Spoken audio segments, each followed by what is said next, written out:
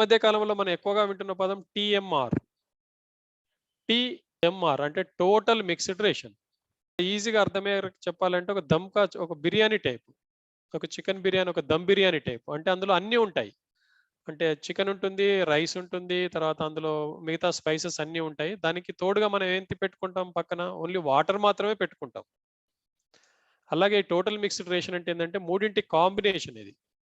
It is a balanced mix of non legumes, legumes and concentrates.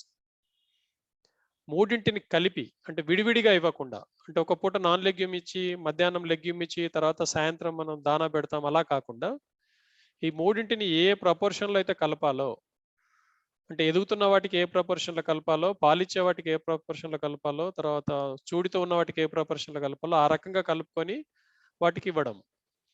అది ఒక 900 గ్రాములు తినాలనుకోండి, అందులో 100 గ్రాములు తిన్నా కూడా ఈ మూడు ఒకే ప్రపోర్షన్లో బాడీలోకి వెళ్తాయి. లెగ్యూమ్ వెళ్తుంది, నాన్ లెగ్యూమ్ వెళ్తుంది, కాన్సెంట్ వెళ్తుంది. And it is a balanced ration also. ఎందుకంటే మనమే కలిపి పెడతాం కాబట్టి బ్యాలెన్స్డ్ రేషన్. కాబట్టి ఈ మధ్య కాలంలో టీఎంఆర్ అనేది చాలా పాపులర్ అవుతుంది. ఇది మనమే తయారు చేసుకునేదే. దీనికోసం ఎక్కడికి వెళ్ళి ఎక్కడో కొనాల్సిన అవసరం లేదు. మనం విడివిడిగా ఇచ్చే వాటిని అన్నింటినీ ఒకేసారి కలిపిస్తాం, అంతే తేడా. ఇంకా ఎక్స్ట్రా ఇవ్వాల్సింది ఏమి ఉండదు.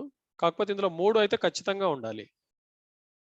ఒకటి రఫేజ్, కాన్సన్ట్రేట్స్, ఈ 2 ఉండాలి. రఫేజ్‌లో ఏమేమి ఉంటాయి? లెగ్యూమ్స్ ఉంటాయి, నాన్ లెగ్యూమ్స్ ఉంటాయి మళ్ళీ. కాన్సన్ట్రేటులో ఇంతకుముందు మీకు చెప్పిన ఫార్ములా ప్రకారం విత్తనాలు ఉంటాయి, గ్రెయిన్స్ ఉంటాయి, తౌడు ఉంటుంది, పప్పు దినుసులకు సంబంధించిన పైన పొట్టు గాని లేకపోతే పరం గాని ఉంటుంది, కేక్స్ ఉంటాయి.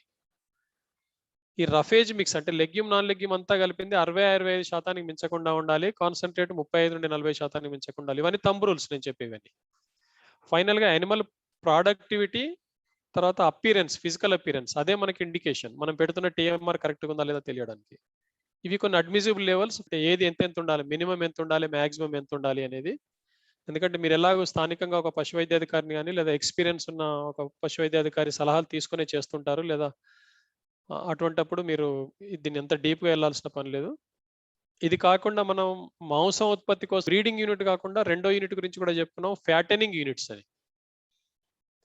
అంటే ఓ 3, 4 నెలల పిల్లల పొట్టేలు పిల్లల్ని లేదా మేక మగ పిల్లల్ని మనం తీసుకొనొచ్చి వాటిని కోతకొచ్చే వయసు వరకు అమ్మడం, లేదా ఒకవేళ బక్రీద్ లాంటి పండుగ కోసమే ప్రత్యేకంగా పెంచుతున్నట్టయితే ఒక సంవత్సరం వయసు వచ్చేంత వరకు మన దగ్గర పెట్టుకుంటాము.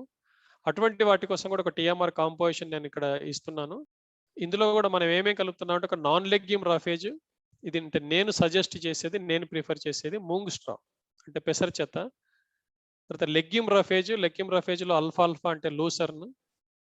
తర్వాత కాన్సంట్రేట్‌లో ఒక గ్రెయిన్, ఒక బ్రాన్, ఒక కేక్, ఒక టిల్ ఆయిల్ అనేది కలిపాము. ఎందుకంటే ఇందులో ఎనర్జీ చాలా ఎక్కువగా అవసరం ఉంటుంది. 2800 కిలో క్యాలరీస్ అవసరం ఉంటుంది. డీసీపీ కూడా అవసరం ఉంటుంది. తర్వాత కొంచెం యూరియా యాడ్ చేయడం జరిగింది. మినరల్ మిక్చర్, తర్వాత సాల్ట్. ఇది 1 కిలో టీఎంఆర్ చేయడానికి ఇచ్చిన ఫార్ములా ఇది. 1 కిలో టీఎంఆర్ చేయాలంటే 360 గ్రాముల పెసర చెత్త, 240 గ్రాముల లూసర్న్, ఈ 2 కలిపి 600 గ్రాములయింది. ఇంతకుముందు నేను చెప్పాను 60% మించకుండా ఉండాలి అని. ఇదంతా కూడా 400 గ్రాములు ఉంటుంది. ఇది కూడా 40% మించకుండా ఉండాలని అనుకున్నాము. అదే రేషియోలో చేయడం జరిగింది.